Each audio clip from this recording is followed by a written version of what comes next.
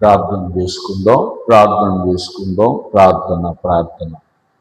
ఇంతవరకు ప్రార్థనలో మనతో ఉన్నటువంటి దేవుడు, ప్రార్థనలో మనలను ప్రార్థనలో కొనసాగించి, ప్రార్థనా శక్తి, ప్రార్థనా అభిషేకము, ప్రార్థనా భారముతో నింపిన దేవునికి మహిమ చెల్లిస్తూ, ప్రతి బిడ్డ చేసిన ప్రార్థన, ఏ ఒక్కరు చేసిన ప్రార్థన వృధాగా పోకుండా యేసయ్య తన కృపలో, తన యొక్క దేవుని రాజ్యంలో ఈ ప్రార్థనలన్నీ కూడా జ్ఞాపకం చేసుకున్నాడు గనుక దేవుని సన్నిధిలో మనము దేవుని వాక్యంలోకి వెళుతున్నాం, దేవుని సందేశంలోకి వెళుతున్నాం. ప్రార్థన చేసుకుందాం. పరిశుద్ధుడు, పరిశుద్ధుడు, పరిశుద్ధుడు, ప్రేమగల తండ్రి, ప్రేమగల తండ్రి, ప్రేమగల తండ్రి, కృపగల దేవా, కృపగల దేవా, సర్వాధికారి, సర్వాధికారి, సర్వోన్నతుడా, సర్వశక్తిమంతుడా, శ్రేష్టమైన, ఘనమైన, పరిశుద్ధకరమైన నామానికి స్తోత్రాలు, స్తోత్రం, స్తోత్రం, స్తోత్రం, స్తోత్రం, స్తోత్రం. అయ్యా, నీకే మహిమ చెల్లిస్తూ, నీకే మహిమ చెల్లిస్తూ, నీకే ప్రభావాలు చెల్లిస్తూ, నీకే ప్రభావాలు చెల్లిస్తూ తండ్రి, మహోన్నతుడా, మహోన్నతుడా, మహాగణుడా, పరిశుద్ధుడా, అయ్యా పరమ తండ్రి, నీకు స్తోత్రం, స్తోత్రం, స్తోత్రం, స్తోత్రం, స్తోత్రం. ఇంతవరకు నాయన ప్రార్థనలో మీరు తోడుగా ఉన్నందుకు స్తోత్రములయ్యా. ప్రతి బిడ్డ నాయన కన్నీటితో ప్రార్థించారయ్యా, ప్రతి బిడ్డ నాయన విశ్వాసముతో ప్రార్థన చేశారయ్యా. ఈ శుక్రవారమున ఉపవాస దినమున తండ్రి, ఈ బిడ్డలు నాయన ఇంతవరకు ప్రార్థనలో పోరాడారు తండ్రి, స్తోత్రములయ్యా. ప్రతి బిడ్డ నాయన ఏ సమస్యలైతే అడిగిందో నాయన, ఏ సహాయం అడిగిందో ప్రవ్వా, ఏ సమస్యల నుంచి విడుదల పొందాలని అడిగిందో, ఏ సహాయం అడిగిందో, ఏ స్వస్థత అడిగిందో, ఏ మేలు అడిగిందో, ఏ కార్యం అడిగిందో నీకు తెలుసయ్యా. ఎంతవరకయ్యా ప్రతి బిడ్డ చేసిన ప్రార్థన మీరు ఆలకించి ఉన్నారు అయ్యా, మీరు అంగీకరించి ఉన్నారని మేము నమ్ముచున్నానయ్యా. గొప్ప దేవుడా, జీవం గల దేవుడా, నీకు స్తోత్రములు నాయన, స్తోత్రములయ్యా. ప్రతి ప్రార్థన దేవుడు ఆలకించునుగాక, ప్రతి ప్రార్థన దేవుడు అంగీకరించునుగాక, ప్రతి విజ్ఞాపన దేవుడు తన యొక్క గ్రంథములో వ్రాయనుగాక. తగిన కాలమందు ప్రార్థించిన ప్రతి బిడ్డకి దేవుడు సహాయమును అనుగ్రహించునుగాక. నీ వందనాలు, స్తోత్రాలు తెలియచేస్తున్నానయ్యా. ఇక్కడే కాదు, ఎందరైతే మాతో పాటు ఈ గ్రామములో బయట వాళ్ళు ఉపవాసం ఉండి ప్రార్థనలో ఏకీభవిస్తూ ఉన్నారో, లైవ్లో ఏకీభవిస్తూ ఉన్నారో ప్రతి ఒక్కరిని జ్ఞాపకం చేసుకోమని ప్రార్థిస్తున్నానయ్యా. ఈ సమయంలో శ్రేష్టమైన నీ మాటలు, శ్రేష్టమైన నీ సంగతులయ్యా, జుంటు తేనె దారుల కంటే మధురాతి మధురమైన నీ వాక్యములోనికి వెళ్తుండగా అయ్యా, నీ వాక్యము సత్య వంటిది కాదా, నీ వాక్యము అగ్ని వంటిది కాదా, నీ వాక్యము సాకలవాణి సబ్బు వంటిది కాదా? అవునయ్యా, నీ వాక్యము ఎంత శ్రేష్టమైనదో, నీ వాక్యము ఎంత ఘనమైనదో ప్రభా. అట్టి మాటలు ధ్యానిస్తూ ఉండగా చెప్పనయ్యుంటున్న నన్ను కూడా నీ సన్నిధానములో జ్ఞాపకం చేసుకో. నీ జ్ఞానముతో, నీ ఆత్మతో, నీ వివేచనతో నింపమని ప్రార్థిస్తున్నానయ్యా. అయ్యా, మరొకసారి వినబోతున్న మా ప్రియులైన వారందరికీ నాయన వినే చెవి, గ్రహించే మనసు, దైకొనే జీవితాన్ని దయచేయండి. ఎవరికి మరి ఆయన ఏ మాటలు కావాలో ఆ మాటలు వాక్యము ద్వారా మీరు అందించి అందరినీ బలపరిచి నీ నామానికి మహిమ తెచ్చుకోమని క్రీస్తు నామములో అడుగుతున్నాము తండ్రి, ఆమేన్. హల్లెలూయా, హల్లెలూయా, హల్లెలూయా. దేవునికే మహిమ కలుగునుగాక. ఆమేన్. మంచిది. ప్రియమైన దేవుని పిల్లలారా, అందరూ ఒకసారి స్తోత్రం చెల్లిద్దామా దేవునికి? ఒక్కసారి చేతులెత్తి, ఈ ఉపవాసాలు ఉంటున్న వారు కాకుండా అందరూ ప్రతి ఒక్కళ్ళు దేవునికి స్తోత్రం. దేవునికి స్తోత్రం. యేసయ్యకే మహిమ కలుగునుగాక. చాలు. ప్రియమైన దేవుని పిల్లలారా, మరి మార్చి 3వ తారీఖు దేవుడు ఘనంగా జరిగించాడు, సంతోషంగా జరిగించాడు. అందరూ ఎట్లాగా ఫీల్ అయ్యారు అమ్మా? ఎట్లాగా ఫీల్ అయ్యారు? సంతోషంగా అమ్మా, ఆశ్చర్యకరంగా, ఇంకా ఇంకా మనసుకి ఉల్లాసంగా, అందరూ సంతోషంగా. కానీ నువ్వు రాలా. ఎందుకని? తర్వాత రీజన్ చెప్పాలి. నా ప్రార్థన అయిన తర్వాత ఎందుకు రాలేదు ప్రతి ఒక్కళ్ళు రీజన్ కావాలి. అమ్మా ఎందుకని అడుగుతున్నాను? అడిగే హక్కు నాకుంది, చెప్పే హక్కు మీకుంది అమ్మా. కాబట్టి ఒక 2-3 ఆబ్సెంట్ అయ్యారు. నేను అంతమందిలో గమనిస్తున్న, అందరూ వచ్చారు. సంఘములో ఎవ్వరూ మిస్ కాలేదు. ఆ రోజు 1000 రూపాయలు కూలిస్తానన్నా కూడా పక్కన పెట్టి వచ్చారు. స్తోత్రం చెప్పండి. చూసారా నాకు ఎంత ఆనందంగా ఉందో, సంతోషంగా ఉంది. వచ్చిన సేవకులకి చాలా సంతోషంగా ఉంది. భోజనాలు ఏర్పాటు చేసిన వారికి కూడా చాలా సంతోషంగా ఉంది. నిజంగా ప్రభు సన్నిధిలో మరి అందరూ వచ్చి మరి 2-3 రాకపోతే నాకు అదే బాధగా ఉంది. వీళ్ళు ఎందుకు రాలేదు, బిడ్డలు ఎందుకు రాలేదు? అందరూ మన ఇంట్లో పండగ. ఏ ఇంట్లో పండగ? మన ఇంట్లో పండగ. మన ఇంట్లో పెళ్లి జరుగుతుంటే రాలేదు అనే బాధ ఒక పక్కన, ఒక రకమైనటువంటి ఆవేదన కాబట్టి చాలా సంతోషించారు. అంతేకాకుండా బయట ప్రాంతాల నుంచి కూడా అనేకులు వచ్చి వాళ్ళు వెళ్ళేటప్పుడు ఒక మాట చెప్పారు. సంఘం ఎంత మమ్మల్ని ఆదరించిందండి, భోజనం పెట్టింది, చక్కగా టయానికి మీరు ముగించారు. ఆ దేవుని సన్నిధిలో వెళ్ళిన తర్వాత కూడా వాళ్ళు ఫోన్ చేశారు. దేవునికి మహిమ కలుగునుగాక. ఆమేన్. ప్రియమైన దేవుని పిల్లలారా, ఎందుకో తెలుసా? మనం 3 నెలలు ప్రార్థన చేశాం. 12 శుక్రవారాలు చేసామా లేదా అమ్మా? 12 శుక్రవారాలు ప్రియ బిడ్డలు పనులు మానుకొని ఉపవాసాలు ఉండి, అయ్యా నూతన సంవత్సరం కార్యక్రమాలు ఘనంగా జరగాలని మనం అందరం కూడా అమ్మా విశ్వాసం కలిగి మరి ప్రార్థన చేసి పనులు మానుకొని యేసయ్య పాదాల చెంత చేరినప్పుడు ఆ ప్రార్థన వృధా పోయిందా అమ్మా? ఆ ప్రార్థన వ్యర్థంగా పోయిందా? కాదు. ఈరోజు నువ్వు ప్రార్థన చేసి వెళ్తున్నావు. ఈ ప్రార్థన నువ్వు చేసిన 5 నిమిషాల ప్రార్థన వ్యర్థంగా పోదు. ఎందుకు పోదు చెప్పండి? ఎందుకు పోదు చెప్పండి? చెప్పమంటారా? ఇప్పుడు మా ఇంటి పక్కన స్థలం ఉంది, రాంతుల్లా గారి స్థలం. చూశారుగా, కొంతమందికి తెలుసు. ఈ టమాటాలు ఏం చేసింది మా అమ్మగారు? ఈ టమాటాలు, కుళ్ళిపోయిన టమాటాలన్నీ గోడ అవతలేసింది. గోడ అవతలేసింది. ఆ టమాటాల్లో ఏముండయి? విత్తనాలు ఉన్నాయి. చూడండి, ఆ విత్తనాలు ఊరకట్ట వేయటం వలన ఇప్పుడు ఒక చెట్టు మొలిసింది. ఆ చెట్టుకు విపరీతమైన టమాటాలు కాసింది. స్తోత్రం చెప్పండి. అప్పుడు అందులో ఒక 10 విత్తనాలలో 9 విత్తనాలు పోయినా ఒక్క విత్తనం మొలవబట్టేగా చెట్టు వచ్చింది. అమ్మా అవునా కాదా? ఈరోజు ఆ రోజేదో మా అమ్మగారు ఊరకట్ట ఇసిరేసింది గోడ అవతల. ఈరోజు ఆ టమాటాలే, పచ్చిమిరకాయల్లో ఆ టమాటాలే, పచ్చడిలోకి ఆ టమాటాలే, చిక్కుడుకాయల్లోకి. అంటే ఒక విత్తనం విత్తి వదిలిపెట్టింది, దాని ఫలితం ఏమైందో చెప్పండి అమ్మా. మనం కూడా అంతే. ప్రార్థన కూడా విత్తనము లాంటిదంట. గమనించండి, ప్రార్థన కూడా ఎలాంటిది? విత్తనము లాంటిది. ఈ ప్రార్థన కూడా విత్తనము లాంటిదంట.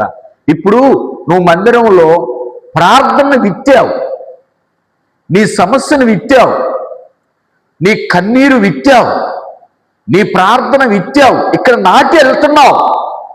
కానీ దేవుడు దాని ఫలితాన్ని నువ్వేం చేస్తావు? అనుభవించుదువుగాక. ఇక్కడ ప్రార్థన చేయకుండా పోతే ఏమండి, విత్తనం విత్తకుండా పంట వచ్చిందా? రాదు కదా. అట్లాగనే ప్రార్థన చేయకుండా ప్రతిఫలం మనం పొందలేము. అందుకని ప్రియమైన దేవుని పిల్లలారా, మనం చేసిన ప్రార్థన, ఈ ప్రార్థనే కాదు, దేవుని కృప. ఏ కృప చెప్పండి? దేవుని ప్రణాళిక, దేవుని కృప, అమ్మమ్మ గారు దైవ సేవకురాలి యొక్క ప్రార్థన మనకు ఆశీర్వాదం. ప్రియమైన దేవుని పిల్లలారా, అట్లాగనే సంఘములో పెద్దవాళ్ళ ప్రార్థన, చిన్నపిల్లల ప్రార్థన, యవనస్తుల ప్రార్థన, సేవకుల ప్రార్థన బట్టే మార్చి 3వ తారీఖు ఉజ్జీవ సభ ఘనంగా యేసయ్య జరిగించాడు. యేసయ్య జరిగించినందుకు ఒక్కసారి స్తోత్రం చెబుదామా? హల్లెలూయా, హల్లెలూయా, హల్లెలూయా. దేవునికే మహిమ కలుగునుగాక. ఆమేన్. మంచిది ప్రియ దేవుని పిల్లలారా, అట్లాగనే పోయిన శుక్రవారం వాక్యం గుర్తుందా? ఏం చదువుకున్నాం అమ్మా? అమ్మా ఎందుకని? ఓహో, మర్చిపోయా. అవునవును, రావులు గారు. ఆ పోయిన వారం గుర్తుందా? ఆ పోయిన వారం గుర్తులేదు. అసలు మన వాక్యం గుర్తుందా? మూల వాక్యం ఎఫెసీ 6:14 చదవండి ఒకసారి. మనం యుద్ధంలో ఉన్నాం, అది మాత్రం ఇప్పుడల్లా కాదు, ఈ సంవత్సరం మనం యుద్ధంలో ఉన్నాం, అంతరంగ యుద్ధంలో ఉన్నాం. సాతానుతో కొన్నిసార్లు మనం యుద్ధం చేయవలసిన పరిస్థితి వస్తుంది. ఏలగనగా మీ నడుమునకు సత్యమనే దట్టి కట్టుకొని, నీతి అనే మైమరువును తొడుగుకొని, పాదములకు సమాధాన సువార్త వలనైన సిద్ధ మనస్సుని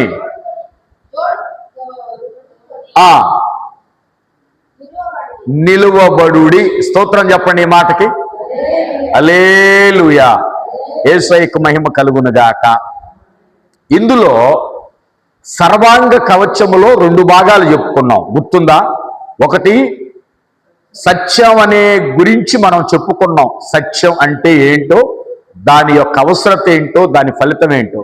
తర్వాత ఈ సత్యం అనే దట్టి ఎక్కడ కట్టుకోవాలి? నడుము అయిపోయింది. తర్వాత ఛాతీ దగ్గరకు వచ్చాం. ఛాతీ అంటే ఎదర భాగం, ఛాతీ దగ్గరకు వచ్చాం. ఈ ఛాతీకి ఏం కట్టుకోవాలి? నీతి అనే చొక్కా. ఇక్కడ ఈ భాగం అంతా, ఈ మెడకా నుంచి ఈ పొట్టంతా నడుము వదిలేసి ఈ మొత్తం నీతిని ధరించాలి అని చెప్పాడు. ఈ ఛాతీ అంతా నీతిని ధరించాలి. నీతి చదువుకున్నాం. మూడవది పాదాల దగ్గరకు వచ్చాడు ఆయన. స్తోత్రం చెప్పండి. ఇప్పుడు 15వ వచనం చదవండి. పాదాల దగ్గరకు వచ్చాడు.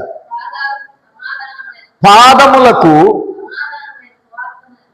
సమాధాన సువార్త వలనైన సిద్ధ మనస్సును జోడి తొడుగుకొని నిలవబడండి. ఇప్పుడు చెప్పులు కాడికి వచ్చాడు. ఎక్కడికి వచ్చాడు?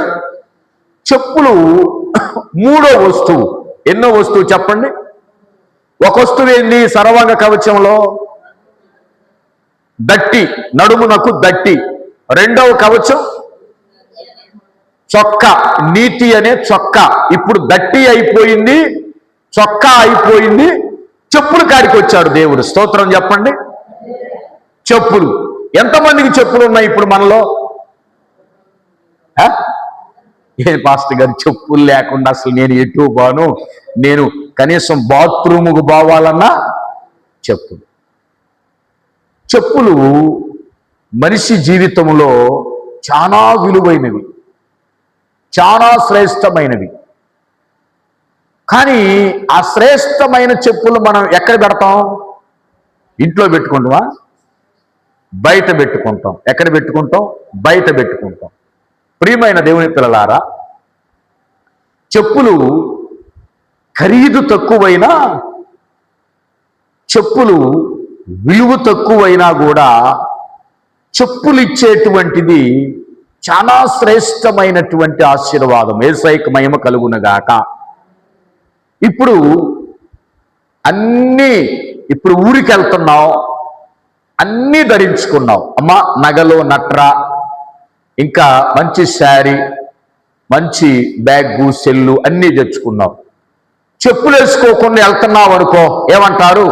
ఇప్పుడు నువ్వు అన్నీ పెట్టుకున్నావు, మంచి శారీ కట్టుకున్నావు, మంచిగా తలదూకున్నావు, లేదు మంచి నగలు పెట్టుకున్నావు, అలంకరించుకున్నావు, మంచి సెల్లు తీసుకున్నావు, మంచి బుట్ట తీసుకున్నావు, చెప్పులు వేసుకోకుండా వెళ్తున్నావు. ఎట్లాగూడదు నీకు? ఏందిరా, ఏందమ్మా చెప్పులు లేకుండా వెళ్తున్నావు, అన్నీ రెడీగా ఉండి చెప్పులు లేకుండా, బాబాయ్ మరిచిపోయాను నేను అంటాం. అంటే చెప్పులు వేసుకుంటే దేనికి గుర్తో తెలుసా? సిద్ధపడినట్టు అని అర్థం. ఏం పడినట్టు? సిద్ధపడి నువ్వు వెళ్తున్నావు. అందుకని ప్రియమైన పిల్లల, చెప్పులు దేనికి వేసుకుంటారు? చేతులకు వేసుకుంటారా, కాళ్ళకి వేసుకుంటారా? మనందరికీ తెలుసు. దేవుని స్తోత్రం. చెప్పులు ఎక్కడ వేసుకుంటారు? పాదాలకు వేసుకుంటారు. అందుకనే దేవుడు ఈ యుద్ధములో మనం నేర్చుకోవలసింది ఏంటో తెలుసా? పాదాలు కూడా చాలా ముఖ్యం. నడుము ఎంత ముఖ్యమో, ఎదర ఛాతీ ఎంత ముఖ్యమో, యుద్ధములో పాదాలు కూడా అంతే ముఖ్యం. స్తోత్రం చెప్పండి గట్టిగా. ప్రియమైన దేవుని పిల్లలారా, పాదాలు చాలా విలువైనటువంటివి. పాదాలు చాలా విలువైనటువంటివి. ఎందుకో తెలుసా? ప్రార్థన చేసేవారి పాదాలంట, దేవుని మాటలు చెప్పేవారి పాదాలంట సుందరములైనవి అంటాడు. దేవుని స్తోత్రం చెప్పండి. హల్లెలూయా. అందుకనే యెషయా గ్రంథం తీయండి. మీరు బైబిల్స్ ఉన్న వారందరూ యెషయా గ్రంథం, ఈ పాదాలను గురించి యెషయా ప్రవక్త ఏం చెప్పాడో మనం చూద్దాం. ఈ క్రైస్తవుని పాదాలు, ఈ యుద్ధంలో ఈ పాదాలు ముఖ్యం. మనం సాతానుతో యుద్ధం చేసేటప్పుడు ఈ పాదాలు చాలా ముఖ్యం. గమనించండి. ఈ పాదాలు ఎట్లా ఉంటాయంట మనం జాగ్రత్తగా గమనిస్తే, ఇప్పుడు యెషయా గ్రంథం తీశారు అందరూ. యెషయా గ్రంథంలో 52వ అధ్యాయం తీయండి. యెషయా గ్రంథము 52వ అధ్యాయము. 52వ అధ్యాయములో 7వ వచనాన్ని చదవండి. 7వ వచనం. అమ్మా,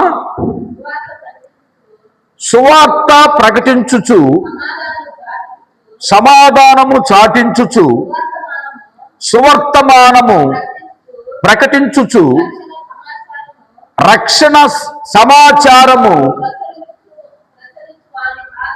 ప్రచురించు వాని పాదములు నీ దేవుడు ఏలుచున్నాడని చీయోనుతో చెప్పుచున్న వాని పాదములు పర్వతముల మీద ఎంతో సుందరములై ఉన్నవి. దేవుని స్తోత్రం చెప్పండి. హల్లెలూయా. యేసయ్యకు మహిమ కలుగునుగాక. ఎవరి పాదాలు సుందరమైనవి? ఇక్కడ ఎఫెసీ పత్రికలో పాదాలకి సువార్త వలనైన సిద్ధ మనసుని చెప్పులు దొడుక్కోమన్నాడు. బాగానే ఉంది. ఆ పాదాలు చాలా విలువైనవి. ఎవరి పాదాలు? అందరి పాదాలా, లేకపోతే కొంతమంది పాదాలా? ఎవరి పాదాలు చెప్పమంటారా? సువార్త ప్రకటించుచు, సమాధానము చాటించుచు, అంటే సువార్త ప్రకటించుచు అంటే దేవుని మాటలు ప్రకటించే వారి పాదాలు. ఇప్పుడు మనం ఏం చేస్తున్నాం చెప్పండి? దేవుని సువార్తను ప్రకటిస్తున్నాం. ఇప్పుడు ఎవరికైనా మనం దేవుని మాటలు చెప్పాలి, ఎవరికైనా దేవుని మాటలు చెప్పాలి, మనం చెప్తున్నామా? ఎంతమంది చెబుతున్నారు? చేయొద్దండి దేవుని మాటలు. ఎవరికన్నా రోజులో ఎవరికన్నా దేవుని మాటలు, అమ్మ దేవుని వాక్యం ఎట్లాగుంది ఎట్లాగుంది ఎట్లాగుంది ఎట్లాగుంది అని వాక్యం చెప్పాలి. మనం దేవుని సువార్తను ఏం చేయాలి? మనం ప్రకటించాలి. ఏం చేయాలమ్మా? ప్రకటించాలి. అందుకనే ప్రియమైన దేవుని పిల్లలారా, సువార్తను ప్రకటించువాని పాదాలు. రెండవది, సమాధానము చాటించువాని పాదాలు.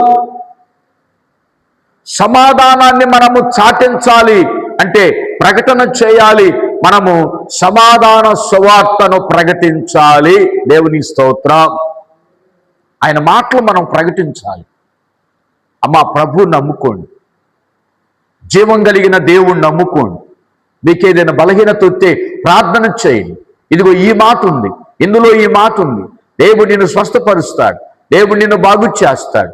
ఇదిగో ప్రార్థన చేయండి అమ్మా, ప్రార్థన చేయండి. 4 దేవుని మాటలు మనం ఏం చేయాలమ్మా? ప్రకటించాలి. వాళ్ళు ఎడిపోతే నాకెందుకులే, పక్కా ఎడిపోతే నాకెందుకులే, నేను ప్రార్థనకు పోతున్నా, పనికి పోతున్నా, మళ్ళీ నేను ప్రార్థనకు పోవాలి. చూడండి, ప్రభు సన్నిధిలో మనం గమనించినట్లయితే అమ్మా, ఇందాక మనం చదువుకున్నాం, ఆ విత్తనం వేయటం వలన విత్తనం ఏమైంది? అమ్మా, విత్తనం వేయటం వలన విత్తనం ఏమైంది? ఇప్పుడు విత్తనం వేయకపోతే అంటే దేవుని వాక్యం కూడా విత్తనమే. ఏదమ్మా? దేవుని వాక్యము కూడా విత్తనమే. ఎక్కడ చూస్తున్నాం? మత్తయి సువార్త 13వ అధ్యాయంలో అంటాడు, విత్తువాని ఉపమానము, ఆ విత్తనము దేవుని వాక్యమేనంటాడు. కాబట్టి ఇక్కడ మనము ఒక ఆత్మ రక్షించబడాలి అంటే విత్తనాన్ని ఆ మనిషిలో మనం విత్తాలి, దేవుని సువార్తను విత్తాలి, దేవుని మాటను విత్తాలి. అందుకనే మనం దానికోసం ప్రయాసపడాలి. అప్పుడే మన పాదాలు ఏమైతాయి? సుందరములై ఉంటాయి. మన పాదాలు అందంగా ఉంటాయి, మన పాదాలు శ్రేష్టముగా ఉంటాయి. అందరి పాదాలు కాదండి, దేవుని సువార్తను ప్రకటించే వారి పాదాలు, దేవుని మాటలు చెప్పేవారి పాదాలు. ఇంకేమంటున్నాడు చూడండి, ఏమంటున్నాడు? నీ దేవుడు ఏలుచున్నాడని సియోనుతో చెప్పుచున్నవాని పాదములు. దేవుని స్తోత్రం. నీ దేవుడు నిన్ను ఏలబోతున్నాడు, నిన్ను ఏలుతుంది ఆయనే. ఈ మాట చెప్తున్న వాని పాదాలు. ఇదిగో మనల్ని పరిపాలిస్తుంది ఆయనే, నిన్ను పోషిస్తుంది ఆయనే, నిన్ను నడిపిస్తుంది ఆయనే అని ఇతరులకు ఎవరైతే చెప్తారో, ఇతరులకు ఎవరైతే ప్రకటిస్తారో, ఎందుకో తెలుసా? ఎందుకు ప్రకటించాలి పాస్టర్ గారు అంటున్నారా? ఎందుకు ప్రకటించాలంటున్నారా? ఈ సువార్త అనేకులకు మనం ప్రకటించాలి. ఆ రోజు అపోస్తలులు గనక ఒక్కచోట ఉన్నట్లయితే, అమ్మా, అపోస్తలులు సువార్త ప్రకటించకపోయినట్లయితే ఈరోజు మన దగ్గరికి వచ్చేదేనా సువార్త? మన దేశానికి వచ్చేదేనా సువార్త? కాదు. ఏం చేశారు అపోస్తలులు? అపోస్తలులు ఏం చేశారమ్మా? వాళ్ళు దేవుని సువార్తను ప్రకటించారు. వాళ్ళు దేవుని సువార్తను ప్రకటించారు. దేశానికి వెళ్ళి ప్రకటించారు అపోస్తలులు. మీరు అపోస్తల కార్యం ఎంతమంది చదివారు? అపోస్తల కార్యం ఎంతమంది చదివారు? అపోస్తల కార్యం మీరు చదివారు కదమ్మా. అందులో ఏముంది? సువార్త దండయాత్ర చేశారు, సువార్త యాత్ర చేశారు. అపోస్తలుడైన పౌలు గారు 3 రకాలైనటువంటి సువార్త 3 ట్రిప్పులు చేశారు. ఆసియా కాండం అంతా ప్రకటించాడు. యేసయ్యకు మహిమ కలుగునుగాక. ఆసియా కాండములో అంటే మన కాండమే, వేరే కాండం కాదు. ఖండాలు 7 ఉన్నాయి. 7 మనం ఇప్పుడు ఆసియా కాండంలో ఉన్నాం. ఆసియా కాండములో కొన్ని దేశాలు ఉన్నాయి. ఈ ఆసియా కాండములో ఉన్న దేశాలలో పౌలు గారు ఏం చేశాడో తెలుసా? సువార్తను ప్రకటించాడు. అపోస్తలులు అందరూ తలా ఒక దేశం వెళ్ళి ఏం చేశారమ్మా? దేవుని సువార్తను ప్రకటించారు. వాళ్ళకు పోయిన తర్వాత వాళ్ళ శిష్యులు ప్రకటించారు, ఆ తర్వాత ఇంకొక తరం ప్రకటించారు. ఇట్లాగా ప్రకటించుకుంటూ రాబట్టే ఈరోజు ప్రపంచమంతా ఏమైందో చెప్పండి. ఏమైందమ్మా? సువార్త చేత నింపబడింది. యేసయ్యకు మహిమ కలుగునుగాక. ప్రియమైన దేవుని పిల్లలారా, మరి మనం ఏం చేయాలి? సైలెంట్గా ఉండాలా? మౌనంగా ఉందామా? మన వరకే ప్రార్థన చేసుకుందామా? మన వరకే ఉందామా? కాదు. ప్రభువా, నేను నీ మాటలు